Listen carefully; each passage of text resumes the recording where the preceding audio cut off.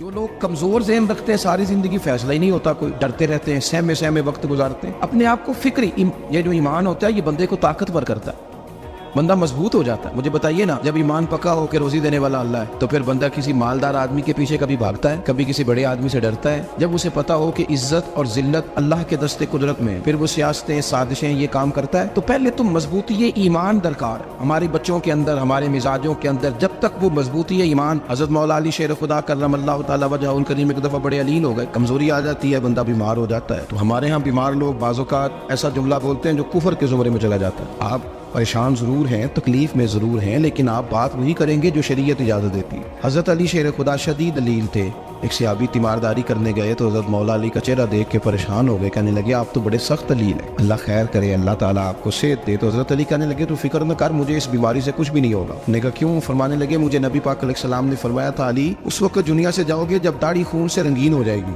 تو اس کا مطلب ہے میں خنجر کے وار کے ساتھ شہید کیا جاؤں گا، میں بیماری سے دنیا میں نہیں جاؤں گا، میں یہ بیماری سے مجھے کچھ بھی نہیں ہوگا، اللہ مجھے شفا دے دے گا، چونکہ حضور نے فرمایا کہ ساڑھے نبی دی زبان ساڑھے واسطے قرآن۔ تو سب سے پہلے تو اپنے ایمان کے اندر، توکل کے اندر مضبوطی پیدا کریں۔ مسلمان دیکھو نا، نماز پڑھنے سے روزی میں برکت ہوتی ہے، تو پھر اس کا مطلب یہ ہے کہ جب ٹائم آئے نا نماز کا تو گاہک جتنے مرضی کھڑے ہوں پھر دکان بند کرنی چاہیے، پھر نماز پڑھنی چاہیے، کیونکہ روزی تو اللہ نے دینی ہے، گاہکوں نے تو دینی۔ تو سب سے پہلے ضروری ہے مضبوطی ایمان، توکل، اللہ کی ذات پر بھروسہ۔ آپ کبھی میدان کربلا کا پورا نقشہ اپنے سامنے رکھیں نا، دو چیزیں ہیں، امام حسین کو نظر آ رہا ہے اب شہادت ہو جائے گی، اتنی بڑی فوج آئی ہے، خدا کی حکمت کے تقاضے سمجھ میں آ رہے ہیں، حالات کیا ہوں گے سمجھ آ رہی، پر ایک لمحے کے لیے بھی ان کا توکل کمزور نہیں ہوا۔ اپنے رب پر جو مضبوط بھروسہ ہے، سیدہ طیبہ طاہرہ حضرت فاطمہ الزہرا رضی اللہ تعالیٰ عنہا اونٹ کے بالوں کی بنی ہوئی چادر اوڑھ کر چکی پیس رہی تھی۔ یہاں بیویاں بڑا روتی ہیں، غریبی بڑی ہے، بڑی غریبی ہے، حالانکہ اب کون بندہ پیبند والے کپڑے پہنتا ہے جی؟ اب تو بڑی مشکل سے وہ لوگ ملتے ہیں جو جوتا ٹوٹ جائے تو گانٹھ کے پہنے، ورنہ تو نئے جوتے آ جاتے ہیں۔ حضرت سیدہ پاک اونٹ کے بالوں کی بنی ہوئی چادر اوڑھ کے چکی پیس رہی تھی۔ نبی پاک صلی اللہ علیہ وسلم نے دیکھا، آنکھوں میں آنسو ضرور آئے، پر محبوب نے فرمایا فاطمہ دنیا میں تھوڑی سی تکلیف برداشت کرو، قیامت کی ساری عزت اللہ آپ کو ہی عطا فرمائے گا۔ تو توکل کی مضبوطی، اللہ کی ذات پر بھروسہ، اپنے رب کریم کے ساتھ امیدوں کا وابستہ کرنا، اس سے مضبوطی آئی۔ دوسرا فرمایا وَعَمِلُوا الصَّالِحَاتِ، بہترین عمل کیا جائے زندگی میں، نیک اعمال کیے جائیں، وقت ضائع نہ کیا جائے، ہر وقت کوئی نہ کوئی کام بندہ کرتا رہے۔ یہاں بہت سارے لوگ ہیں جن کو لوگ نیک کہنا شروع کر دیتے ہیں نا، وہ سمجھ لیتے ہیں شاید ہم سچی مچی نیک ہیں۔ لوگ جو کہتے ہیں حضرت صاحب کی بلا، حفیظ صاحب کی بلا، میں یہ طالب علموں کو، دوستوں کو، بلکہ اپنے آپ کو بھی کئی دفعہ کہتا رہتا ہوں، اپنے آپ کو سمجھاتا ہوں کہ یہ لوگ تجھے کہہ رہے ہیں حضرت صاحب، یہ تو رات کو تو اپنے آپ سے پوچھنا، اپنے رب سے پوچھ، کبھی موقع ملے تو اپنی گریبان میں جھانک، غور کر کے تیری کیفیت کیا ہے، تنہائی میں تیرا دل اللہ سے جڑتا ہے کہ نہیں، عبادت میں دل لگتا ہے کہ نہیں، خدا کا خوف دل میں رہتا ہے کہ نہیں، غریب کی محبت، عزیزوں قربت والوں کا احساس طبیعت میں موجود رہتا ہے کہ نہیں۔ ایسے تو میرا مطلب ہے، لوگ کہہ رہے تھے حاجی صاحب آپ بڑے سخی ہیں، تو اس سے تو نہیں نا بندے نے سخی ہونا، سخی تو تب ہونا ہے جب اللہ کی بارگاہ میں مقبول ہوگا۔ اعمال صالحہ، نیک کام، اور وہ کرتا رہے بندہ، کوئی بھی کام اسے نیکی کا مل جائے نا۔ دیکھنا اپنا معیار ہر انسان نے بنایا ہوتا ہے کامیابی کا۔ کچھ لوگوں کا خیال یہ ہوتا ہے کہ بچے میرے پڑھ گئے، اپنی اپنی جگہ پہ سیٹ ہو گئے، میں اب بڑے سکون میں۔ کچھ کی رائے یہ ہوتی ہے کہ میں نے سب بچے بچیوں کا بیاہ کر دیا ہے، گھر میرا بن گیا ہے، اب میں بڑے آرام میں ہوں، قرار میں ہوں، سکون میں ہوں۔ تو اپنی اپنی رائے ہوتی ہے، لیکن حقیقت وہ ہے، اصل وہ ہے جسے اللہ کے قرآن نے بیان کیا۔ اللہ کریم نے فرمایا والعصر، اے محبوب علیہ السلام ہمیں آپ کے زمانہ مبارکہ کی قسم ہو، ان الانسان لفی خسر، فرمایا بے شک انسان خسارے میں، نقصان میں۔ اپنے تئیں کوئی دعویٰ کر لیتا ہے، آپ دیکھتے ہیں کہ بہت سارے لوگوں کے دعوے اپنے اپنے ہوتے ہیں نا۔ کسی بھی طالب علم سے آپ پوچھیں پیپر دے کے آئے تو پیپر کیسا ہوا ہے تو کیا کہتا ہے؟ جب کینڈیڈیٹ الیکشن لڑتے ہیں تو رات کو جب وہ سوتے ہیں تو سارے جیت کے ہی سوتے ہیں، ان کو سب یہی کہتے ہیں کہ لوگ سارے تیرے ساتھ ہی ہیں۔ حالات جتنے بادشاہ حکمران ہوتے ہیں ان کے بگڑنے کی بنیادی وجہ ہوتی ہے کہ یہ خوش فہمیوں میں مبتلا ہوتے ہیں۔ ہم میں سے بھی ڈھیر سارے لوگ ہیں جو خوش فہمیوں میں مبتلا ہیں۔ کچھ کہتے ہیں جناب ہماری نسبت بڑی تگڑی ہے، بھئی نسبت تو امام حسین سے تگڑی تو کسی کی نہیں نا، تو ساری رات نماز پڑھتے تھے، روزے رکھتے تھے، اللہ کو یاد کرتے تھے، آپ خالی نسبت پر بیٹھ کر عمل چھوڑ جائیں تو یہ کیسے ممکن ہے؟ تو اپنے اپنے تئیں لوگوں نے معیار کامیابی کے قائم کر لیے ہیں۔ اللہ فرماتا ہے کہ محبوب مجھے قسم ہو زمانے کی، انسان نقصان میں، یہ دن بدن جو وقت گزار رہا ہے تو اس کا نقصان، اس کا خسارہ، اس کا گھاٹا بڑھتا جا رہا ہے، روز نقصان میں۔ کتنا کتنا عمر کا حصہ لوگوں نے ضائع کر دیا، کتنے کتنے بہترین لوگ تھے لیکن روزی روٹی کے پیچھے وقت سارا برباد ہو گیا۔ یہ رزق حلال کے لیے دوڑ دھوپ ہو وہ تو بڑی بات، لیکن تکبر کے لیے اور خواہشات بیجا خواہشات کی تکمیل کے لیے ایک دوسرے سے آگے بڑھنے کے لیے بڑا وقت ضائع کیا لوگ. اچھا کوئی بھی نہیں جیتا, خاندانوں میں بھی کوئی نہیں جیتا, برادریوں میں بھی کوئی نہیں جیتا, پر لڑائی ساری زندگی کی ہے, میں نے آگے گزرنا, میں نے آگے, حالانکہ کوئی کسی کو جیتنے دیتا ہی نہیں. اپنے اپنے تئیں لوگوں نے معیار قائم کیے کامیابی کے. اللہ فرماتے ہیں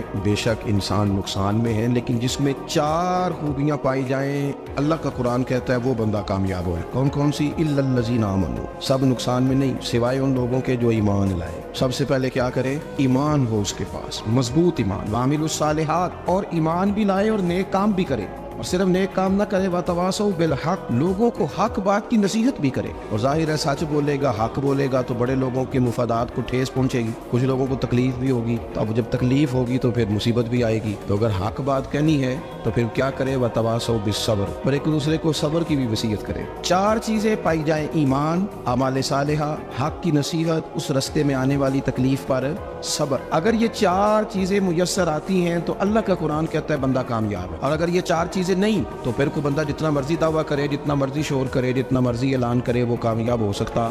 سب سے پہلے تو اپنا ایمان پکا کرے. یہ جو کچی پکی باتیں کرتے ہیں نا لوگ, مسلمان جو ہوتا ہے نا, مسلمان وہ لاوارث نہیں ہوتا, وہ وارث والا ہوتا ہے. اس کا رب ہر وقت اپنی رحمت سے اس کی حفاظت کرتا ہے. مسلمان ہر وقت نبی پاک علیہ السلام کی نگاہ کرم میں رہتا ہے. اسے کمزور باتیں نہیں کرنی چاہیے کہ میرے کو پیچھے چڑھ گیا تو پتہ نہیں کیا ہو جائے گا, برادری مخالف ہو گئی تو پتہ نہیں کیا ہو جائے گا, سچ بول دوں گا تو لوگ پتہ نہیں مجھے مار دیں گے. ایسا ہو نہیں سکتا. چھری حضرت ابراہیم چلائے بھی نا تو حضرت اسماعیل کے حلق پہ چلنا اس نے تب بھی ہے جب اللہ حکم کرے گا. تو اللہ کی حکمت ہوگی, حکمت الہی ہوتی ہے تو کوئی کام ہوتا ہے, ورنہ ہوتا. تو اپنی طبیعت میں مضبوط ایمان, توکل, اللہ پہ بھروسہ, مضبوطی افکار کی, کچی باتیں نہیں. دیکھو نبی پاک صلی اللہ تعالی علیہ وسلم نے فرمایا نیکی کو کبھی حقیر نہیں سمجھنا, کبھی حقارت سے نہیں نیکی کرنی کہ یہ بڑی چھوٹی ہے تو میں اس کو کروں. فرمایا کبھی حقیر نہ سمجھنا, نیکی کا کام جو بھی ملے کر دینا. فرمایا اگر بھائی سے مسکرا کے ملو گے بنا تو اس پر بھی اللہ تمہیں صدقے کا ثواب عطا کرے گا. ہم تو اس دین سے کے ماننے والے ہیں جو کہتے ہیں تو گلی سے روڑا اٹھا دے, کانٹا اٹھا دے, کسی کی تکلیف دور کر دے, کسی اس پر گنجائش کر دے, کسی کے لیے آسانی کر دے. جو بھی خیر کا کام میسر آئے پورے دن میں اسے چھوڑے نہیں. صبح گھر سے نکلے, وہ ایک صحابی تھے, غالباً تابعی تھے, تو بازار جاتے اپنے غلام کے ساتھ تو سارا بازار گھوم کے واپس آ گئے. خادم نے کہا جناب کو نہ کوئی خریدا نہ کچھ بیچا, تو آپ سارا بازار گھوم کے آ گئے. فرمانے لگے تیرا کیا خیال ہے؟ میں نے کچھ بھی نہیں کیا. کہا جناب پھر کیا کیا ہے؟ فرمانے لگے تم نے دیکھا جو بندہ بھی گزرا ہے میں نے اس کو کہا السلام علیکم, تو کتنی کو نیکیاں میں جمع کر کے آ گیا ہوں. کوئی خیر جو میسر آئے. ہم سمجھتے ہیں کہ شاید کوئی کروڑ کو روپیہ ہوگا تو پوری مسجد بناؤں گا تو پھر میں نے نیکی کر دی. شاید جناب میں, حالانکہ یہ چھوٹے چھوٹے کام ہے نا, چھوٹے چھوٹے کام, ان کی تو زیادہ ضرورت ہوتی ہے, ان کی تو زیادہ حاجت ہوتی ہے. کوئی آپ راستے میں گزر رہے ہیں تو نیچے کوئی کھڈا بنا ہوا ہے, تو اس پر ہم کیا کرتے ہیں, گاڑی میں بیٹھ کے تبصرہ کرتے ہیں اے روڈ کھورے کدوں بننا ہے بھئی, یہ کھڈا ہے نا تو آپ نیچے اترے نا, تو آپ دھاوڑا لیں نا, کئی پکڑے نا, یہ تو 5 منٹ کا کام ہے, یہاں آسانی کر دیں نا, آپ اس میں گنجائش کر دیں. حضور سید عالم علیہ السلام نے فرمایا, امام راضی نے حدیث لکھی ہے, قیامت کے دن ایک بندے کو اللہ معاف کرے گا تو مالک وہ بندہ عرض کرے گا یا اللہ میں تو بڑا گنہگار ہوں, کس وجہ سے معافی ہوئی؟ فرمایا رات کے وقت تو گزر رہا تھا, تیرے پیر سے روڑا ٹکرایا تھا, تو نے اٹھایا ادھر ادھر دیکھ کے کہ کوئی اللہ کے کسی بندے کو تکلیف نہ ہو جائے. کمالی کو وہ تو میں نے زمانہ بیت گیا, کوئی اتنی بڑی بات بھی نہیں سمجھی. تو رب کریم نے فرمایا تو رات کے اندھیروں میں بھی میرے بندوں کا خیال رکھتا تھا تو میں تیرا خیال نہ کروں؟ کوئی عمل ہمارے ہاں لوگ کوئی کام نہیں کرتے, بالکل نہیں, کوئی کام نہیں, نہ بڑے نہ چھوٹے نہ سمجھدار نہ ان پڑھ, کچھ بھی نہیں. نشستن گفتن برخاستن, بیٹھو راج کے گپے مارو, تبصرے کرو فلانا کچھ نہیں کر رہا, فلانا کچھ نہیں کر رہا, اس کے بعد اٹھ کے چلے جاؤ کہ کچھ کریں. وعملوا الصالحات, نیکیاں جمع کریں زندگی میں, خزانہ بنائیں, خزانہ, اپنی ڈیوٹیاں اپنی ذمہ داریاں پوری کرے, ہر وقت کام, ہر وقت ذمہ داری, ہر وقت ڈیوٹی. لیکن نا امام حسن اور حسین, ان کی آپ کبھی زندگی کا مطالعہ کریں. فرض نماز کے علاوہ 100 رکعت نماز نفل روز پڑھنی ہے, پتہ کرنا ہے غریب کہاں کہاں ہیں, ان کا خیال رکھنا ہے. اور نیرے پیسے نہیں دینے. ہمارے لوگ غریبوں کو پیسے ضرور دیتے ہیں, عزت نہیں دیتے. ان کو 4 پیسے کی مدد ضرور کر دیتے ہیں پر عزت نفس کا خیال نہیں رکھتے. امام زین العابدین رضی اللہ تعالیٰ عنہ فرماتے ہیں, گزر رہے تھے, آپ دیکھیں نا امام غزالی حدیث لائے ہیں کہ بندہ اور کچھ نہ کرے, کسی مومن کا دل راضی کر دے تو اللہ 60 سال کی نفلی عبادت کا ثواب عطا کرتا ہے. دل بدستاور کی حج اکبر است, از ہزارہ کا یک دل بہتر است. کسی کا دل خوش کر دینا, اس کو راحت دے دینا, اس کو قرار دے دینا, اس کے لیے کوئی ایسا سامان کر دینا کہ بندہ مطمئن ہو جائے, سکون ہو جائے. یہ ہمارے ہاں جو لوگ ہوتے ہیں نا سرکاری ملازمین, ڈیوٹیوں والے, ان کی طبیعتوں میں تلخی ہوتی ہے. یہ اگر صرف پیار کرنے لگ جائے نا, سے وابستہ لوگ میرے احباب میں سے ہیں, تو میں ان سے کہتا ہوں کہ شفا تو اللہ نے دینی ہے, چلو تم دعائی تو آج کے دیا کرو نا, تم آنے والے کی بات تو توجہ سے سنو. وہ بیچارہ اپنی بات, ہمارے ایک بزرگ تھے تو تعویذ لکھا کرتے تھے, بڑے عالم تھے. مجھے کچھ تھوڑی سی نا میرے دل میں ان کے بارے میں خفگی رہتی تھی کہ آپ اتنے بڑے عالم ہیں, آپ کتاب لکھیں, آپ تعویذ لکھ رہے ہیں, اور پھر لوگوں نے کمائی کرنی ہوتی ہے, آپ تو مفت دیتے ہیں سارا کچھ. اتنی لمبی ڈیوٹی, سارا دن بیٹھے رہتے ہیں آپ اور لکھتے تعویذ ہے. میں نے ایک دن ان سے گزارش کی, میں نے کہا شیخ آپ بڑے آدمی, جن لوگوں کو اللہ نے رسوخ فی العلم عطا فرمایا ہوتا ہے ان میں سے آپ, اللہ نے آپ کو پختگی دی ہے علم میں, شعوری عالم میں, آپ سارا دن تعویذ. فرمانے لگے یار میں تعویذ نہیں لکھتا.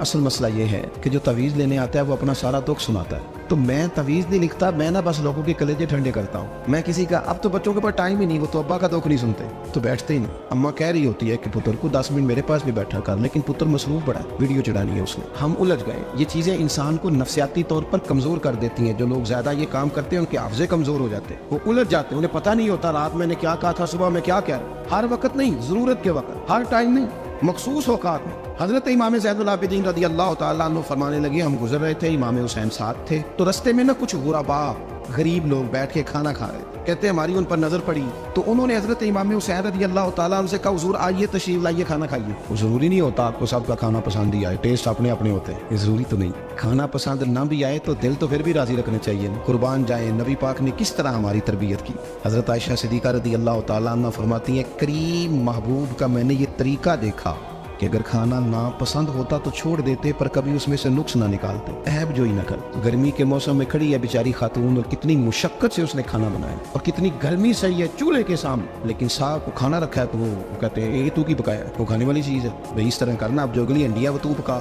آنا تو کھڑا ہو, یہ پتہ چلی یہ کام کتنی مشقت کا ہے. زندگی میں کچھ تھوڑا سا دوسروں کا خیال رکھنا یہ بھی تو دین کا حصہ ہے. آپ اپنی زندگی میں ہمیشہ اپنے لیے سوچیں, کسی اور کا سوچیں ہی نہ. تو میرے عزیز یاد رکھیں گے آپ, امام زین العابدین کہتے ہیں نبی پاک صلی اللہ تعالیٰ علیہ وآلہ وسلم نے نا حضرت امام علی مقام کی, امام حسن اور حسین کی اس طرح سے کچھ تربیت فرمائی تھی کہ غریب پروری ان کے اندر رچ بس گئی, مزاج بن گیا. وہ غربا بیٹھے تھے, دسترخوان بچھائے سڑک کے کنارے, تو امام حسین گزرے تو انہوں نے آواز دی. امام صاحب لوگ کہنے لگے حضور تھوڑی روٹی نہیں کھا لیتے ہمارے ساتھ, تو امام صاحب آ گئے, نیچے بیٹھ گئے غریبوں کے ساتھ. کوئی جرت کرے نا, چلو امیروں نے تو غریبوں کے ساتھ بیٹھنے کی جرت نہیں کرنی, کوئی پیر ہی بیٹھ جائے غریبوں کے ساتھ, وہی مہربانی کر دے کہ میں پیر صاحب ہوں کہ بلاؤں تو میں ہی چلو لنگر کھا لوں مریدوں کے ساتھ بیٹھ کے. ہماری تو محفلوں میں بھی نا جی نعت خانوں کا, مولویوں کا, دوسروں کا کھانا اور ہوتا ہے, اور غریب آدمی کو شاپر میں چاول ڈال کے دیتے ہیں, ساتھ اسے کہتے ہیں یہ لنگر شریف ہے. بھئی اگر یہ شریف ہے, تبرک ہے, تو اے پیر صاحب نو نہیں سی لنگدا, اڑتا ہے گلے میں لنگر ان کو. یہ لنگر شریف جو ہے یہ نعت خان کو بھی تو گزرنا, تبرک ہے کہ نہیں, ہاں نہ تو کرو نا. تو جیڑی زیادہ تبرک والی شے ہے وہ پیروں نو بھی تو کھانی چاہیے نا.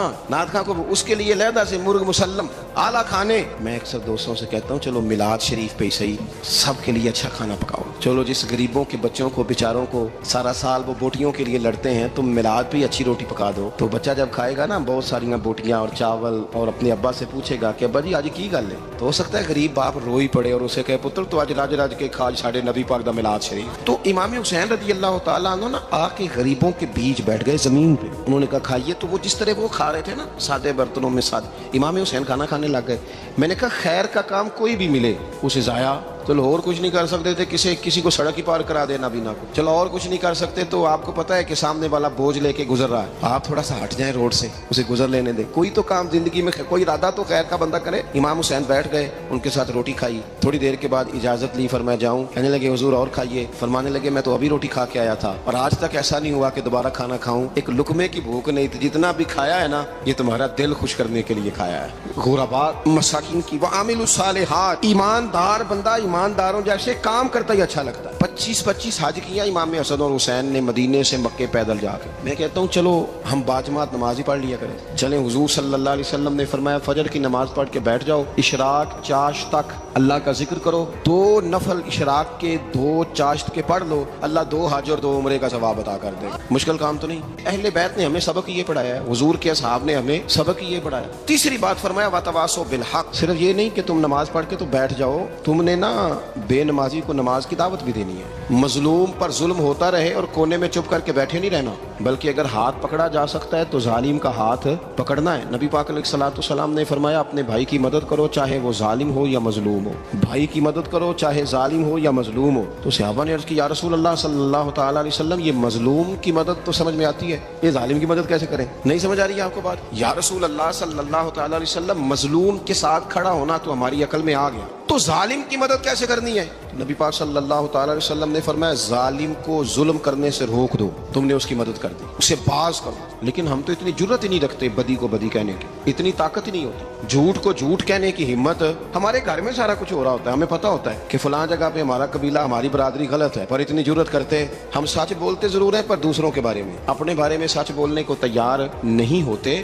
جرت کا مظاہرہ کریں، زندگی میں حق کو حق کہنا سیکھیں، غلط کو غلط کہنا سیکھیں، جھوٹ کو جھوٹ کہیں، بدی کو بدی کہیں، سچائی کا ساتھ دیں ہمیشہ۔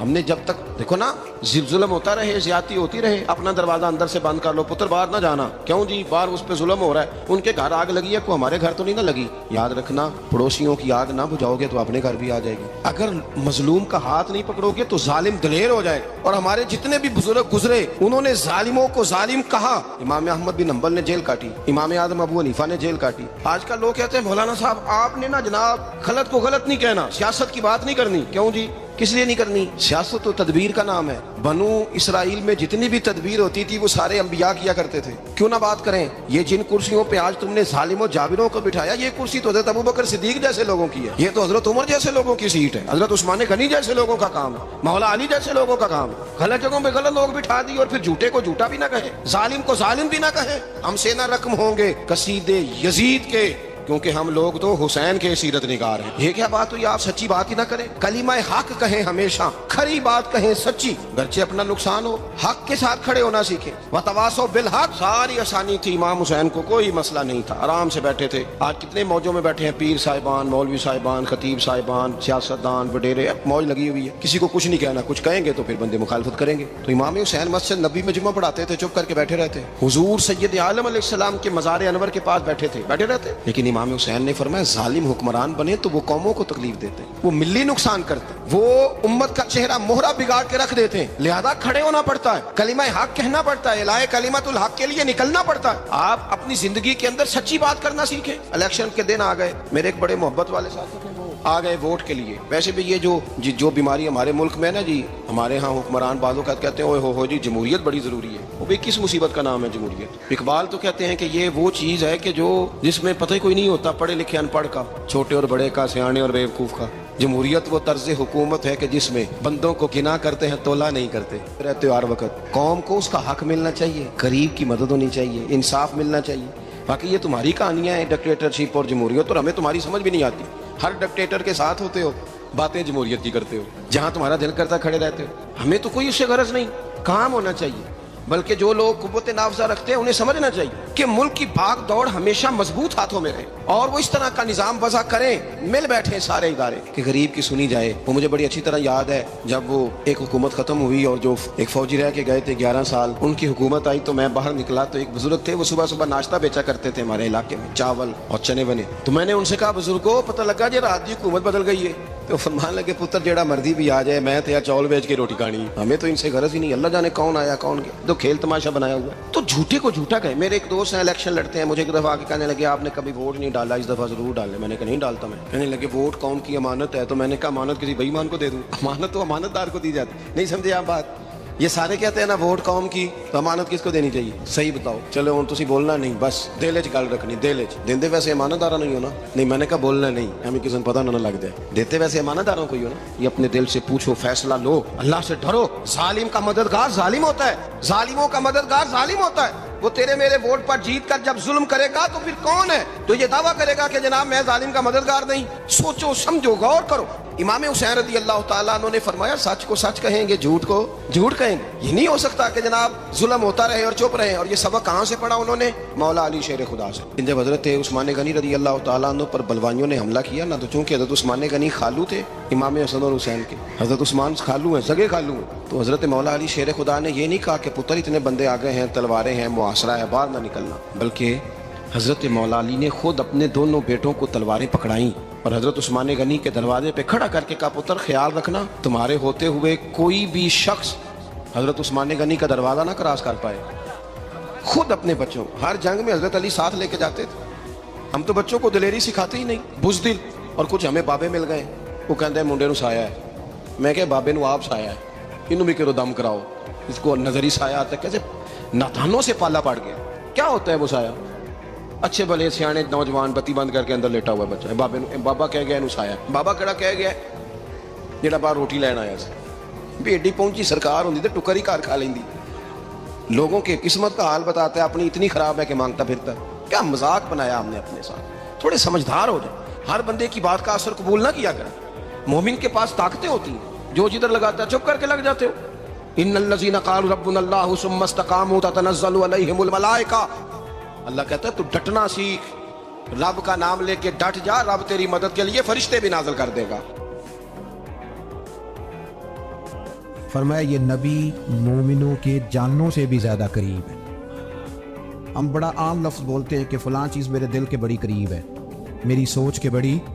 जो लोग दिल के करीब होते हैं उनके पास उठने बैठने को दिल करता है। तो अल्लाह करीम ने कुरान पाक में फरमाया कि ये पैगम्बर सल्लल्लाहु अलैहि वसल्लम तुम्हारी जानों से भी तुम्हारे करीब है। और हुजूर ने वजाहत कर दी, नबी पाक ने वजाहत कर दी।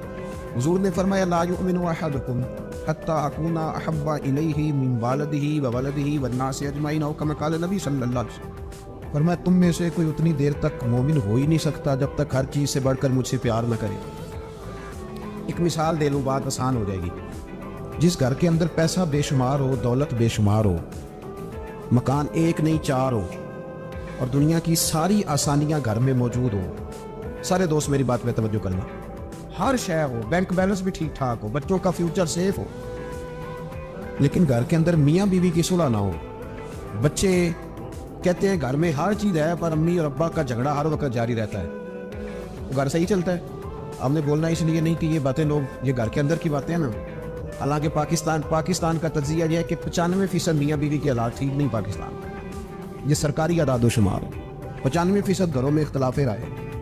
ये बात जहन में बिठा ले कि मियाँ बीवी का अगर इत्तेफाक नहीं ना होता तो वो कहें कि घर में कोई भी खुशी रहेगी तो ये मुमकिन ही नहीं, ये सवाल ही नहीं पैदा हो। 6 बच्चे होते हैं और शादी को 24 साल गुजर जाते हैं, फिर भी तलाक हो जाते हैं, इसलिए कि मियाँ बीवी के लिए सबसे ज़रूरी चीज़ आपस की मोहब्बत है। और यार क्या खूबसूरत अंदाज़ है मेरे रसूल पाक अलैहिस्सलाम का। जितनी शानदार तबीयत हुजूर ने मौला अली शेर खुदा की थी, इतनी कोई कर सकता है? और जितनी आला तरीन तरबियत और हुस्न सैयदा फातिमा को अल्लाह ने दिया, किसी और को मिल सकता है? लेकिन मेरे नबी पाक अलैहिस्सलाम ने उनकी शादी के बाद उनको इकट्ठे बिठा के, उनके सर आपस में जोड़ के, हाथ उठा के दुआ की थी, ऐ अल्लाह इनके दरमियान मोहब्बत पैदा फरमा दे। मियाँ बीवी के दरमियान जो सबसे अहम चीज़ है वो मोहब्बत है। बच्चे कहते हैं हम किधर जाएं, अब्बा की सुने कि अम्मा की सुने? और अक्सर घरों में बच्चों की तरबियत रुक जाती है इसलिए कि मियाँ बीवी का सलूक नहीं होता, तबाही उतर जाती। घर के अंदर हर शय है पर इनका प्यार नहीं। पता ये चला कि घर में मोहब्बत ना हो तो घर नहीं चलता। अगर मोहब्बत के बगैर एक घर नहीं चल सकता तो मोहब्बत मुस्तफ़ा के बगैर दीन कैसे चलेगा? घर नहीं चलता मेरे भाई, टूट जाता है, बिखर जाता है। सारा कुछ होने के बावजूद मैंने मर्दों को रोते हुए देखा है, औरतें तो रोती हैं, मैंने मर्दों को रोते हुए